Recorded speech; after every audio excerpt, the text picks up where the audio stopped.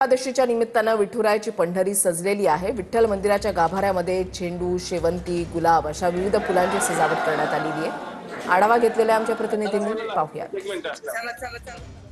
आज कार्तिक शुद्ध एकादशी असल्यामुळे पंढरपूरच्या विठ्ठल मंदिराला आकर्षक अशा फुलांची सजावट करण्यात आलेली आहे। आपण बघू शकतो की विठ्ठलाचा गाभारा असेल, रुक्मिणी मातेचा गाभारा असेल, सोळखांबी असेल, चारखांबी असेल, अशा देवाच्या विविध भागांना जवळपास 5 टन फुलांचा वापर करून ही सजावट करण्यात आलेली आहे।